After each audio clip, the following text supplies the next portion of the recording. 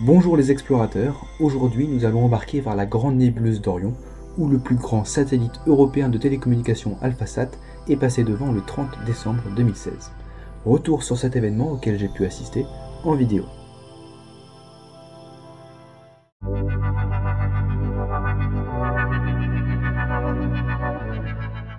Tout d'abord, AlphaSat, c'est le plus puissant satellite de télécommunications européen jamais construit. Commandé par la société Inmarsat en 2007, il est le résultat d'une alliance de grandes compagnies de l'aérospatiale telles que l'ESA, le CNES, Thales Alenia Space, Astrium et bien plus encore. Avec 6,6 tonnes pour ses 40 mètres d'envergure, il est également l'un des plus grands satellites de télécommunications au monde. Il a été lancé le 25 juillet 2013 par l'intermédiaire d'une fusée Ariane 5 depuis la base de Kourou en Guyane. AlphaSat est un satellite géostationnaire, c'est-à-dire qu'il est placé sur une orbite de telle sorte qu'il tourne autour de la Terre à la même vitesse que la Terre tourne autour d'elle-même.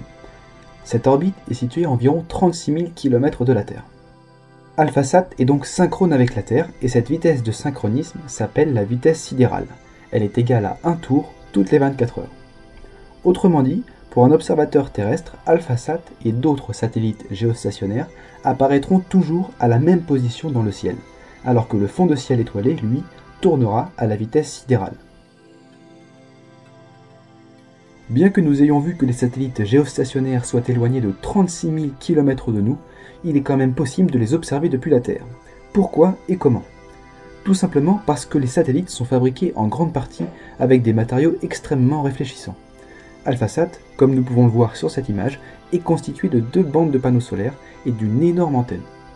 La lumière du soleil très présente à cette distance dans l'espace est alors réfléchie et parfois, dans certains cas, cette lumière réfléchie est dirigée vers la Terre et nous apercevons les satellites géostationnaires sous la forme d'un point lumineux si nous prenons une photo sur un trépied fixe ou alors, si nous utilisons une monture équatoriale de suivi, les satellites géostationnaires apparaîtront sous la forme d'un trait lumineux et les étoiles en arrière-plan seront fixes. Dans la nuit du 30 décembre 2016, vers 21h40, alors que je prenais la nébuleuse d'Orion en photo, en utilisant bien sûr un télescope sur une monture de suivi, un étrange trait lumineux est apparu sur plusieurs de mes photos de 30 secondes d'exposition chacune.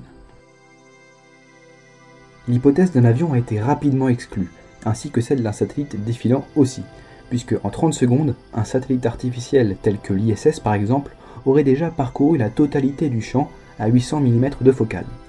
Une vérification sur le logiciel gratuit Stellarium m'a permis de confirmer que cet objet était bien un satellite géostationnaire, et pas n'importe lequel, AlphaSat.